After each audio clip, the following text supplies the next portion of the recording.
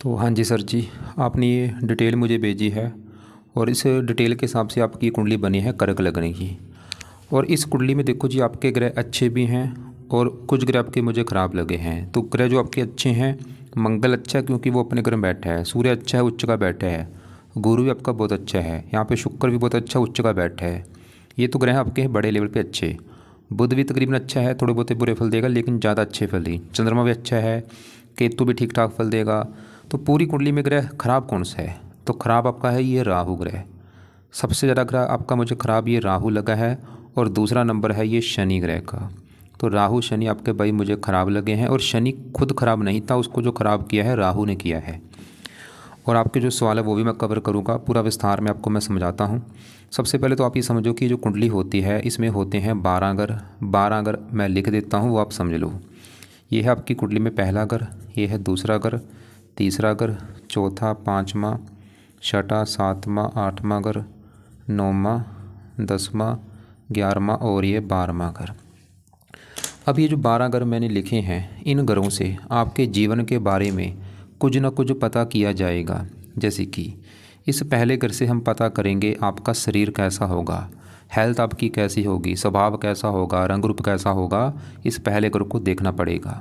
दूसरा घर है आपके धन जोड़ने का, तीसरा घर है छोटे भाई बहनों का, चौथा घर है आपकी माता, मकान, वाहन का, पाँचवा घर आपके बच्चों का है, छठा घर शत्रु, रोग, कर्जे का, सातवां घर है आपकी पत्नी का, आठवें घर से आपकी उम्र देखेंगे, नौवें घर से भाग्य है, 10वां घर काम काज का है, 11वां घर है आमदनी, लाभ और 12वें घर से आपके खर्चे देखेंगे। तो आपने यहाँ पे मेरी दो बातें नोट करनी है। पहली बात, जो मैंने 12 घर आपको बताए हैं, लिख के ये दिए हैं, इनको याद करो। और दूसरी बात, इन 12 घरों से जो कुछ देखा जाएगा वो याद कर लो। अब आप ये देखो कि आपने क्या देखना है, वो घर देखो। जैसे कि आपका सवाल है, मान लो आपके बच्चों को लेके सवाल है, तो बच्चों का जो घर है कुंडली में वो है 5वां घर। 5वें घर से आपके बच्चे देखे जाएंगे और 5वें घर में क्या लिखा है, 8 लिखा हुआ है। 8 है वृश्चिक राशि, इसका जो मालक है वो है ये मंगल। तो आपके बच्चों के लिए हमें मंगल को देखना पड़ेगा। ऐसे ही मान लो हमने आपका सवाल था मकान को लेके, मकान के बारे में जानना है, तो मकान का जो घर है कुंडली में वो चौथा घर होता है। चौथे घर से मकान देखा जाता है, मकान, भूमि, जमीन, जायदाद जो होती है। अब चौथे घर में क्या लिखा है, 7। 7 है तुला राशि, मालक इसका है शुक्र, हमें शुक्र को देखना पड़ेगा। तो ऐसे ही भाई जो भी कुछ देखना है वो हमें घर देखना है और घर का जो मालक है वो मालक देखा जाता है। अब देखो जी, क्योंकि आपके ग्रह वैसे तो तकरीबन अच्छे हैं, बस आपका मैंने ये बोला राहु मुझे ज़्यादा ख़राब लगा है, थोड़ा सा शनि। अब होगा क्या, जैसे राहु ख़राब आपका, तो राहु क्या करेगा, आपको जीवन भर खराब फल देगा। ये आपको बचपन से लेकर आपके बुढ़ापे तक आपको ख़राब फल देगा। लेकिन ये ज़्यादा ख़राब फल आपको कब देगा, जब इसकी आपके ऊपर चलेगी दशा। दशा में इसका बुरा फल कई हज़ार गुना बढ़ जाएगा, वो आपका बुरा समय होगा। ऐसे जो ग्रह अच्छा, जैसे मंगल अच्छा है जीवन में अच्छे फल देगा, लेकिन मंगल की दशा में अच्छे फल बढ़ जाएंगे। सूर्य अच्छा है अच्छे फल देगा, दशा में अच्छे फल बढ़ जाएंगे। तो ये ग्रह जो भी इनका असर है वो हमेशा रहता है, बस दशा में जो असर है वो कई गुना बढ़ जाता है। तो अब सवाल ये है कि इन ग्रहों में आपके ऊपर अभी असर है किसका, किसका सबसे ज़्यादा असर है, वो है ये शनि ग्रह का। क्यों? क्योंकि आपके ऊपर अभी चल रही है शनि की बड़ी महादशा। तो शनि का आपके जीवन के ऊपर अभी सबसे बड़ा असर है। मतलब आपकी असर देखो जी सभी 9 ग्रहों का है, लेकिन उन ग्रहों का असर समझ लो इतना है। मतलब सूर्य का असर आपके ऊपर इतना है, मंगल का इतना है, बुध का इतना है, लेकिन शनि का असर कितना है, बहुत ज़्यादा। आपके मतलब जीवन में अभी जो कुछ हो रहा है, जो भी आप मतलब खा रहे हैं, पी रहे हैं, काम कर रहे हैं, कुछ भी कारण है ये शनि ग्रह, जिसकी चली हुई है आपके ऊपर बड़ी महादशा। 17 में चली थी, ख़त्म होगी 2036 में जाके। और दूसरा असर है आपके ऊपर चल रही है शुक्र की अंतर्दशा, क्योंकि एक होती है महादशा, एक अंतर्दशा। अंतर्दशा छोटी होती है, चल रही है शुक्र की, 5वां महीना 24 में चली है और ये 27 में ख़त्म होगी। तो इन ग्रहों में से आपके ऊपर सबसे बड़ा असर ये शनि का है, दूसरा है शुक्र का जिसकी है छोटी दशा, और एक तीसरा भी आपके ऊपर असर है वो है साढ़सती का। और ये साढ़सती आपकी चली हुई है ढाई ये अभी देखो जी, हाँ ये तो पिछले 7 साल ही हो चुके हैं। पिछले 7 साल से आपके ऊपर साढ़सती चल रही है। ख़त्म कब होगी, ये अभी ख़त्म हो जाएगी मार्च 2025 में, वही 3-4 महीने पड़े हैं, 4 महीने में मतलब आपकी साढ़े भाई ख़त्म होने वाली है। तो पिछले 7 साल से आपके ऊपर साढ़े भी चल रही है, उसका भी आपके ऊपर असर है। पहले मैं साढ़े की बात करता हूँ कि साढ़े क्या होती है। साढ़े में देखो जी 3 चरण होते हैं। कईयों की साढ़े अच्छी जाती है, कईयों की बुरी जाती है। ये कर्मों के हिसाब से फल देती है। जो बंदा कर्म कर रहा है अपनी लाइफ में अच्छे बुरे, अगर मैं आपकी बात करूं तो अगर भाई आप अच्छे कर्म करते आ रहे हो लाइफ में तो साढ़े में आपके साथ अच्छा ही अच्छा हो। अगर बुरे कर्म करते आ रहे हो तो साढ़े में बुरा ही बुरा होता है। और मैंने बोला साढ़े में भी 3 चरण होते हैं। कई बार क्या होता है 2.5 साल के साथ, क्योंकि 7.5 साल की है तो 2.5 साल के 3 चरण होते हैं। कई बार पहला चरण खराब जाता है, बीच वाला अच्छा जाता है, या लास्ट वाला खराब जाता है। तो इसको समझना काफ़ी मुश्किल है। वैसे चलो अच्छी बात है कि ये अभी ख़त्म होने वाली है, मार्च 25 में ख़त्म हो जाएगी। तो कहने का मतलब ये है कि अगर आपको मान लो अभी कोई दिक्कतें आ रही हैं, आपका काम आसानी से नहीं बन रहा, आपने वो जो बोला था प्लॉट ले रखा है फिर भी वो आप उस नाम नहीं हो रहा जो भी है, तो कहीं ना कहीं कारण आपका ये साढ़े भी हो सकती है। जो भी आपकी दिक्कतें आ रही हैं छोटी मोटी या बड़ी, वो आप एक कारण साढ़े को दे दो। तो उसकी मैं बात करता हूँ क्या उसके लिए करना है। लेकिन पहले बात करेंगे जिसकी आपके ऊपर है बड़ी दशा शनि की, कि शनि कैसा है, और दूसरी दशा शुक्र की। पहले यहाँ पे मैं शुक्र की बात करता हूँ कि शुक्र कैसा है। देखो जी शुक्र आपका है बहुत बड़े लेवल पे अच्छा, जो कि आपको बिल्कुल अच्छे फल देगा। 5वां महीना 24 से चली है दशा, 4-5 महीने हो चुके हैं। आप चाहे नोट कर भी लेना कि पिछले 4-5 महीने से आपको काफ़ी अच्छा फील हो रहा होगा, अच्छी चीज़ें हो रही होंगी। लेकिन बड़ी दशा फिर भी शनि की है, वो तो दिक्कतें दे ही रहा है। तो शुक्र की बात करूँ तो साथ में शनि, दोनों की बात करूँ तो दोनों ग्रह कहाँ बैठे हैं, यहाँ पे बैठे हैं। देखो शनि भी शुक्र भी इस 9वें घर में बैठे हैं। अब ये 9वां घर किसका है पहले वो समझो, जहाँ ये आके बैठे हैं, और इनके साथ राहु भी बैठा है। 9वें घर से आपका हम भाग्य देखेंगे, आप कितने भाग्यशाली होंगे, आपका भाग्य कहाँ पे साथ देगा। 9वां घर देखना पड़ेगा। 9वें घर से धर्म भी देखा जाता है, तीर्थ यात्रा, विदेश यात्रा, पिता का सुख, काफ़ी चीज़ें हैं। अब आपको मैंने एक फार्मूला भी समझाया था कि घर का मालक देखना है। तो 9वें घर में देखो जी क्या लिखा रखा है, 12 लिखा है। 12 है मीन राशि, मालक है गुरु। तो हमें इस 9वें घर के बारे में जानना है, तो 9वें घर के मालक गुरु को देखना पड़ेगा कि गुरु कैसा है। और गुरु के अलावा 9वें घर में आके शुक्र शनि राहु बैठे हैं, इन तीनों को भी देखना पड़ेगा। तो तीनों में सबसे पहले मैं यहाँ पे शुक्र की बात कर रहा हूँ। और यहाँ पे मेरी एक बात और नोट कर लो आप, ये जो ग्रह हैं अच्छे फल क्यों देते हैं, सवाल ये है। अगर ये अपने घर में बैठे हैं बहुत अच्छे फल देते हैं, दोस्त के घर में बैठे हैं वहाँ पे भी अच्छे फल देते हैं, उच्च के बैठे हैं फिर तो बहुत अच्छे फल देते हैं। जैसे आपका शुक्र उच्च का बैठा है, सूर्य उच्च का बैठा है। अगर ये ग्रह दुश्मन के घर में बैठे, जो इनका दुश्मन है, तो वहाँ पे अच्छे फल नहीं देते। अब यहाँ पे शुक्र जो आपका बैठा है 9वें घर में, यहाँ पे लिखा है 12, ये है शुक्र की उच्च राशि। 12 मतलब मीन राशि, जो कि शुक्र इसमें उच्च का हो जाता है। तो शुक्र आपका मैंने बोला है अच्छा है, क्यों अच्छा है, क्योंकि वो उच्च का बैठा है। अब सवाल ये कि अच्छे फल क्या देगा। शुक्र की इस कुंडली में अपने 2 घर हैं। एक तो शुक्र का अपना घर है ये चौथा घर। अब चौथे घर में देखो जी लिखा है 7 है तुला राशि, मालक शुक्र। तो चौथे घर की जो भी वस्तुएं हैं, चौथे घर की जो भी चीज़ें हैं, उसके लिए हमें शुक्र को देखना पड़ेगा। अब चौथे घर से क्या देखा जाएगा, चौथे घर से देखा जाएगा आपकी माता के बारे में, आपके मकान के बारे में, आपका वाहन, भूमि, जमीन, जायदाद, नौकर चाकर, ये चौथे घर से देखेंगे। और चौथे घर के मालक शुक्र को देखना पड़ेगा। और वो क्योंकि एक तो अच्छे घर में बैठा है, 9वां घर अच्छा घर है, ऊपर से उच्च का बैठा है, तो शुक्र चौथे घर को लेके आपको अच्छे फल देगा। कब देगा, अभी खासकर ये दशा में अच्छे फल देगा। जैसे चौथा घर माता का है, तो अगर आपकी माता होगी, माता का सुख अच्छा मिलेगा। माता भाग्य घर में, माता के द्वारा भी आपका भाग्य होगा। मकान भाग्य घर में, आपको भाग्यवंशी मकान का सुख मिलेगा। आपको चौथा घर भूमि जमीन जायदाद का, आपको भूमि जमीन जायदाद ये सुख मिलेंगे शुक्र की दशा में। जो शुक्र की दशा चली है इसमें भाई आपको मकान का सुख मिलेगा, वाहन, भूमि, ज़मीन, जायदाद, नौकर चाकर, ये सभी सुख मिलेंगे। और शुक्र इस 11वें घर का भी मालक है। 11वें घर में 2 लिखा है, वृष राशि, इसका भी मालक शुक्र है। 11वां घर होता है आमदनी का। शुक्र की दशा में आपकी इनकम बढ़ेगी, लाभ होगा। 11वां घर लाभ का है, बड़े भाई बहनों का है। अगर कोई बड़ा भाई बहन होगा उसको लेकर अच्छे फल मिलेंगे, इच्छाएँ पूरी होंगी। और शुक्र 9वें घर भाग्य घर में बैठा है, शुक्र आपका भाग्योदय करेगा, आपको भाग्यशाली बनाएगा। तो हमने क्या देखा कि शुक्र आपका अच्छा है, लेकिन एक थोड़ी सी गड़बड़ हो रही है यहाँ पे। गड़बड़ ये है कि इसी घर में शुक्र के साथ देखो राहु बैठा है। तो राहु शुक्र के साथ बैठने की वजह से राहु क्या करेगा, शुक्र को थोड़ा सा ख़राब कर रहा है। शुक्र के अच्छे फल जो है उसमें थोड़ी सी कमी डाल देगा। जो अभी मैंने आपको अच्छे फल बोले हैं उसमें थोड़ी सी आप डाल लो, कमी डाल लो। जैसे चौथा अगर माता का है तो थोड़ा सा राहु के साथ माता से मनमुटाव होना या माता का बीमार होना। मकान का है, मकान को लेके थोड़ी सी दिक्कतें आना। मकान का सुख है लेकिन थोड़ी बहुत उसमें दिक्कतें आना। वाहन को लेके दिक्कतें आना, ऐसी दिक्कतें आपको राहु की वजह से आएंगी। शुक्र तो अच्छा है बेचारा, लेकिन राहु ने उसको थोड़ा सा खराब कर दिया। यहाँ पे दोष बना है, लंपट दोष कहते हैं इसे। फिर भी आप देखो जी, शुक्र फिर भी तकरीबन अच्छे फल ही देगा। मतलब ये आपका जो है, ये जो दशा चली है चौथा महीना से, फिर भी आपका अच्छा है, लेकिन इसका असर आपके ऊपर वैसे कम है। बड़ा असर तो आपके ऊपर शनि का है, 80% शनि का, 20% है शुक्र का। फिर भी आप क्या करो, शुक्र का आपको एक मैं उपाय बताता हूँ, वो करना है। वो है शुक्र का आप मंत्र याप किया करो।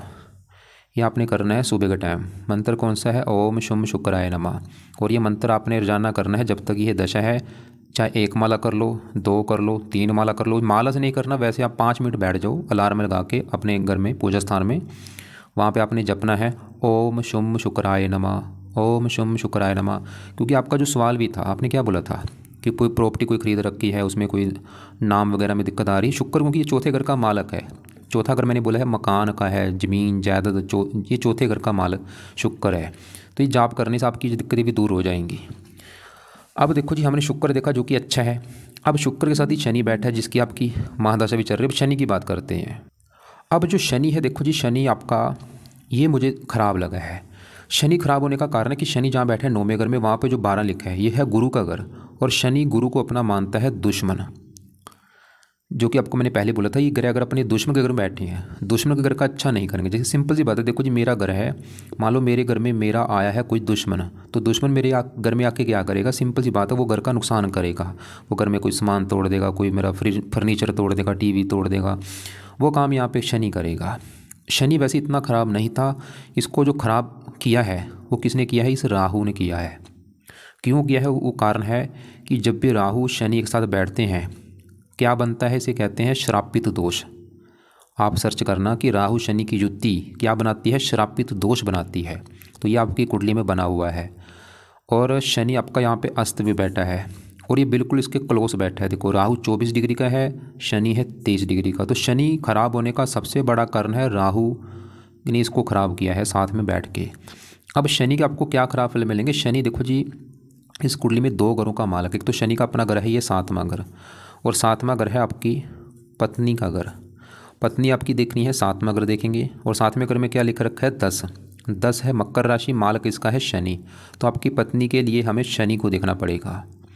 और देखो जी, शनि मैं फिर बोलूँगा, शनि अगर अकेला होता यहाँ पे, राहु साथ में ना होता, शनि फिर भी अच्छे फल देता, लेकिन वो बुरी तरह से ख़राब इसलिए क्योंकि साथ में राहु है।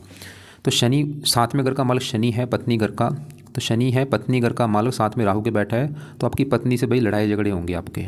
पत्नी को लेकर दिक्कतें आएंगी कोई ना कोई। वो दिक्कतें क्या आएंगी मुझे कन्फर्म नहीं, कोई ना कोई तो आएंगी। या तो पत्नी बीमार होना, या पत्नी से लड़ाई झगड़े होना, या पत्नी को कोई कष्ट होना, ऐसी दिक्कतें आएंगी। साथ में अगर डेली की इनकम का है, उसको लेकर दिक्कतें आना। साझेदारी के कामों का घर है, अगर आप पार्टनरशिप में काम करेंगे वहाँ पे भी दिक्कतें आएंगी आपको। और शनि 8वें घर का मालक, 8वें घर से तो काफ़ी ख़राब चीज़ें देखते हैं। 8वें घर से मृत्यु कष्ट देखते हैं, लंबी बीमारी देखते हैं, और भी रुकावटें देखते हैं। तो शनि आपको रुकावटें देगा, बीमारी देगा, भाग्य की हानि कर रहा है 9वें घर में बैठ के, भाग्य साथ नहीं देगा। इसकी 3 दृष्टियाँ भी हैं, तीसरी यहाँ पे, 7वीं यहाँ पे। तो शनि मतलब यहाँ पे करना क्या बस वाले है। एक तो देखो जी, आपके लिए सबसे ज़रूरी आज के समय में अगर उपाय हैं वह है इस शनि ग्रह के।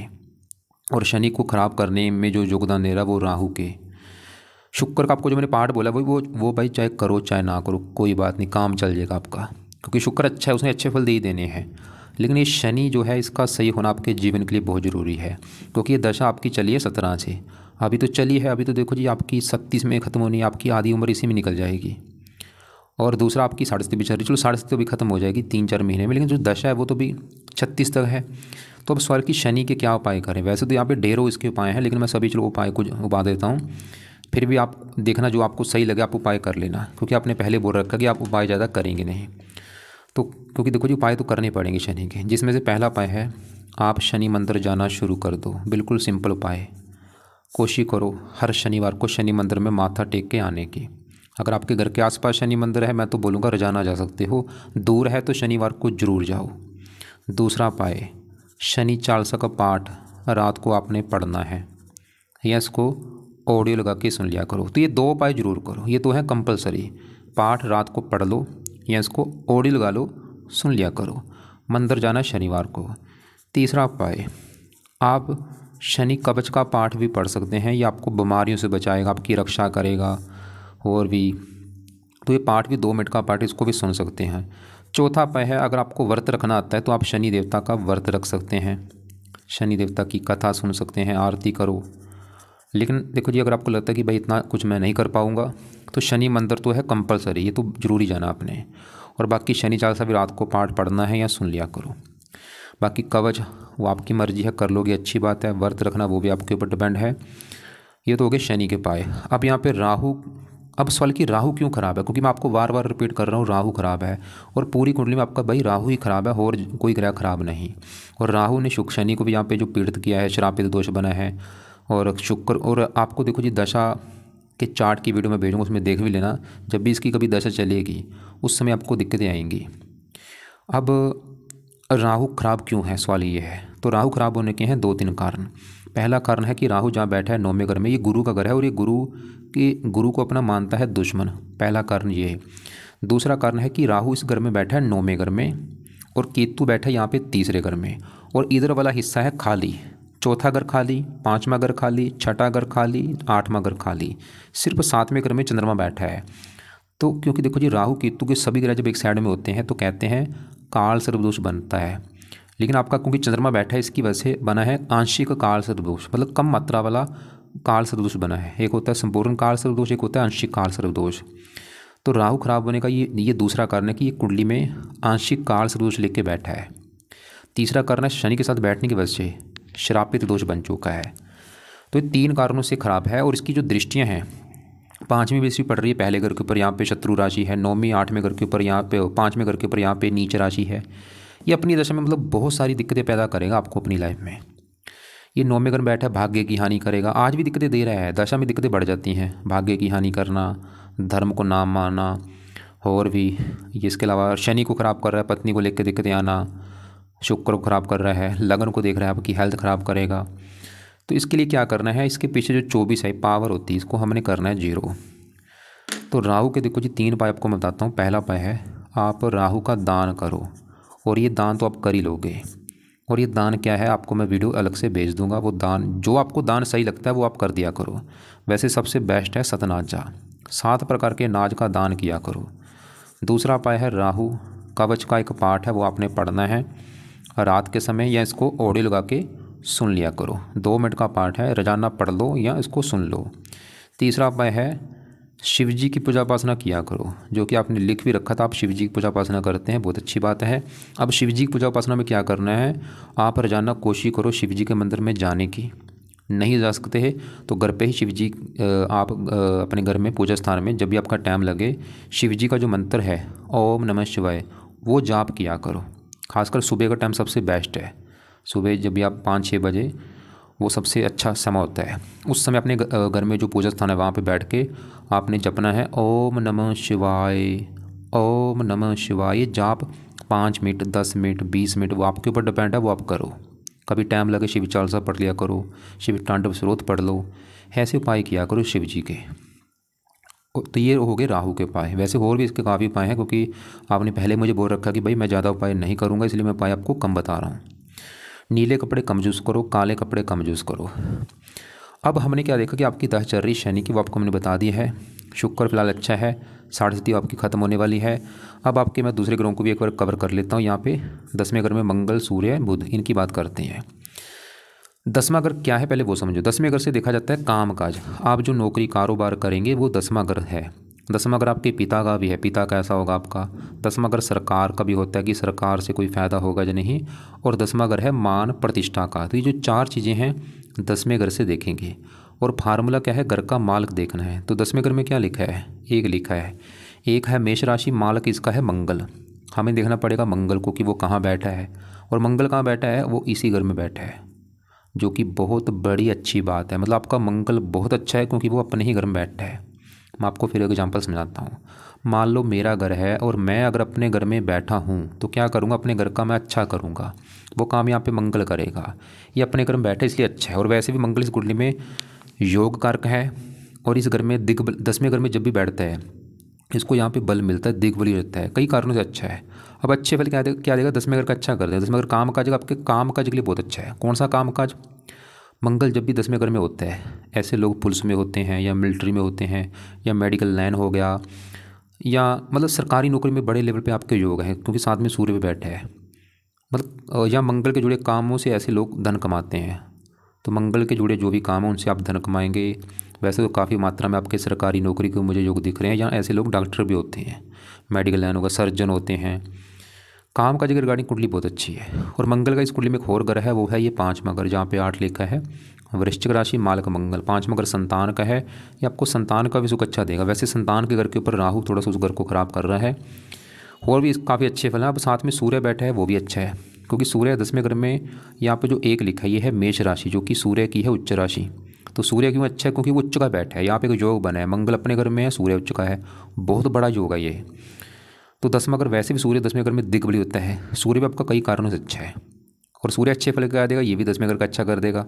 काम काज के लिए अच्छा, कौन सा काम काज भाई? जब भी सूर्य 10वें घर में होता है, ऐसे मैंने हज़ारों कुंडली देखे, ऐसे लोग सरकारी नौकरी में ज़रूर होते हैं, पुलिस में ज़रूर होते हैं ऐसे लोग, मिलिट्री में होते हैं, मेडिकल लाइन में होते हैं, बड़ी पोस्ट पर होते हैं ऐसे लोग, IPS अधिकारी होते हैं, RJ अधिकारी होते हैं, या ऐसे लोग राजनेता होते हैं, राजनीति में होते हैं।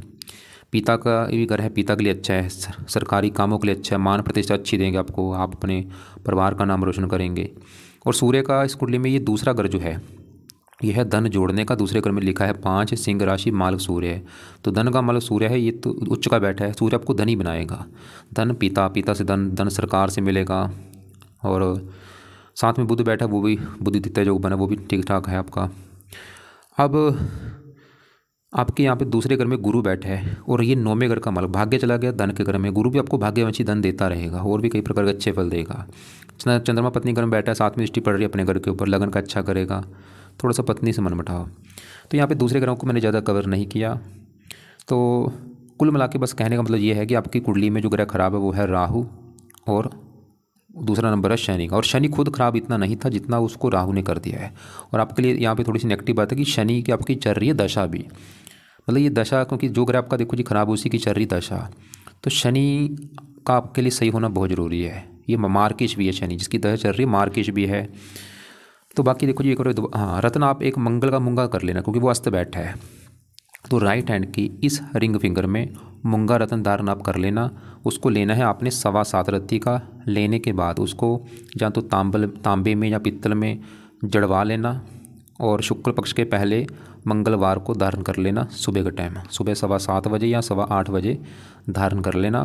धारण करने से पहले कच्चे दूध में या गंगा जल में धो के धारण कर लेना। लाल कपड़े ज़्यादा पहना करो, पीले भी पहन सकते हो, सभी कपड़े पहन सकते हो, बस नीले काले कपड़े कम यूज़ करो। बाकी देखो जी बड़ी दशा शनि वो अच्छा नहीं है, शुक्र की छोटी दशा वो अच्छा है। तो दोबारा रिपीट कर दूं कि आपने क्या क्या करना है। रात के समय शनि चालीसा का पाठ और राहु कवच का पाठ, ये 2 पाठ पढ़ लिया करो या इनको सुन लिया करो। अगर टाइम और लगे तो शनि कवच का भी पाठ पढ़ लिया करो। तो शनि चालीसा, शनि कवच और राहु कवच, टोटल 10 मिनट आपके भाई लगेंगे रात के समय, या पढ़ लो या सुन लो। और शनि मंदिर जरूर जाओ, ये तो नियम बना लो। बाकी दान आपने राहु का करना है, वो दान की वीडियो भेज दूंगा, उसको देख लेना। उसमें सतनाजे का दान आपने ज़रूर करना है। ये भी कैसे बनाना है, इसको कैसे करना है, कब करना है, वो भी आपको मैं वीडियो अलग से भेज दूंगा। और शिव जी की पूजा पाठना आप कर ही रहे हैं। और शुक्र का मंत्र सुबह के टाइम, वो भी आपका टाइम लगे तो सुबह के टाइम बैठ के ओम शुम शुक्राय नमः मंत्र कर लिया करो। एक बार आपके द्वारा मैं सवाल देख लेता हूँ। आपने मुझे बोला है कि मैंने ज़मीन खरीदी है लेकिन EM चल रहा है हाउस, क्योंकि देखो जी एक तो आपको मैंने बोला आपकी शनि की दशा चल रही है, और ये 7.5 में भी दिक्कतें आती हैं। और सबसे मेन कारण है कि चौथा घर जो है ये मकान का होता है, मकान ज़मीन जायदाद। चौथे घर का माल शुक्र है तो अच्छा, लेकिन वो राहु के साथ बैठा है। बाकी शुक्र का मंत्र आप जरूर करो। अगर आप चाहते हैं कि आपकी जो दिक्कत आ रही है लैंड वाली, ये शुक्र का मंत्र करने से आपकी दिक्कत दूर हो जाएगी। तो सुबह के टाइम मंत्र किया करो, ओम शुम शुक्राय नमः। शुक्र से प्रार्थना करो कि आपकी जो दिक्कत है वो दूर हो जाए। और शनि मंदिर भी जाके प्रार्थना करो अपनी जो दिक्कतें आपकी लाइफ में आ रही हैं कि हे शनि देवता जी, आपकी चल रही है मेरे ऊपर बड़ी महादशा, आप ही की चल रही है मेरे ऊपर साड़सती, मेरी लाइफ की जो भी दिक्कतें हैं वो दूर हो जाएँ, क्योंकि मैं भोग नहीं पा रहा। ये भी देखो जी वही है, आप ये चीज़ें फॉलो करो। शनि राहु क्योंकि राहु का भी दान करो, शुरू करना, उसको भी शांत करो, क्योंकि भाग्य में बैठे हैं, दोनों भाग्य की हानि कर रहे हैं राहु शनि। शुक्र तो फिर भी जो आपको भाग्यशाली बना रहा है, कोई पॉजिटिव या नेगेटिव। फिलहाल तो बस यही कि आप ये चीज़ें फॉलो करो, बाकी लाइफ में सब कुछ अच्छा रहेगा। अगर आप शनि से देखो जी जुड़ो, शनि से जुड़ जाओ बस। शनि के मंदिर जाना शुरू कर दो, शनि का पाठ पढ़ना शुरू कर दो और कर्म अच्छे करो, क्योंकि शनि है न्याय के देवता। ईमानदार बन जाओ भाई, ईमानदार मतलब अपने काम में ईमानदार रहो, बेईमानी से पैसा मत कमाना। शराब पीना बंद कर दो, शराब जो बंदा पीता है उससे शनि बहुत ज़्यादा क्रोधित होता है। अंडे खाने बंद कर दो, मीट खाना बंद कर दो, और हो सके जितना ज़्यादा धार्मिक बनो, और अपनी कमाई का कुछ हिस्सा दान किया करो। ज़रूरतमंदों में हर महीने कुछ दान करो, खासकर जो लंगड़े लोग हों, पाइज हों, ये शनि के अंडर आते हैं, उससे भी शनि आपका प्रसन्न होगा। तो दान करने से आपकी कमाई बढ़ेगी भी बल्कि कई गुना। तो ये चीज़ें हैं। और शनि जो है हनुमान जी के भी भक्तों को बुरे फल नहीं देता। तो हनुमान जी का भी जब भी कभी टाइम लगे, जहाँ रोज़ाना हनुमान चालीसा या बजरंग बाण हो गया, ये पाठ पढ़ा करो, इससे भी शनि आपको अच्छे फल देगा। राहु के लिए भी अच्छा होता है। ये दोनों राहु शनि हनुमान जी के भक्तों को बुरे फल नहीं देते। फिर भी अगर आपको लग रहा है कि कोई बात आपने मेरे से पूछनी है, कोई बात समझ नहीं लगी, तो आप चाहे व्हाट्सएप पे अपना सवाल लिख के भेज देना या मुझे कॉल करके पूछ लेना।